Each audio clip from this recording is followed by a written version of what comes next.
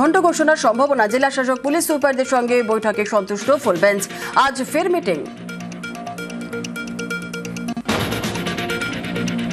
বাংলায় ভোটে অশান্তি বরদাস্ত নয়, হয় মদ টাকা নয়তো ডিএম এসপিদের দিয়ে করা নির্বাচন।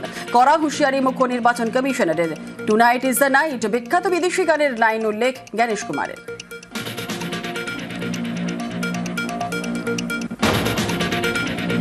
মুখ্য নির্বাচন কমিশনারের বিরুদ্ধে আরও চড়া সুর মমতার। রাজ্যের অফিসারদের বৈঠকে ডেকে হুমকির অভিযোগ, পাল্টা হুঁশিয়ারি তৃণমূল নেত্রী। অফিসারদের মিটিং করে বহু থ্রেট করা হয়েছে, যদি ওনার কথা না শোনে। মে মাসের পরেও নাকি উনি অ্যাকশন নেবেন। মে মাসের পরে আপনি থাকবেন তো আপনার চেয়ারে। বাংলা দখলে চক্রান্ত বিজেপির। মহাত্মা গান্ধীর খুনের প্রসঙ্গ টেনে এ রাজ্যে সিএ, এনআরসি, এসআইআর 3 বুলেট ফায়ারের অভিযোগ মমতা বন্দ্যোপাধ্যায়ের। এদের প্ল্যান 1 হচ্ছে ভোটার কাটা, প্ল্যান 2 হচ্ছে ইভিএম মেশিন কারচুপি, নাম্বার 3 ভোটগুলো যখন দেখবেন কাউন্টিং এ বেরোবে, বিজেপির সিটগুলো আগে দেখাবে, আমাদেরটা পরে দেখাবে। ধর্মতলায় ধর্নায় তৃণমূল নেত্রী। মঞ্চের সামনে বিজেপির লিফলেট বিলি বিস্ফোরক অভিযোগ মমতা বন্দ্যোপাধ্যায়। পুলিশের জালে 3। এজেন্সি টাকা দিচ্ছে আর পোস্টার দিচ্ছে, 500 টাকা করে দিয়ে বলছে মিটিং মে চলো।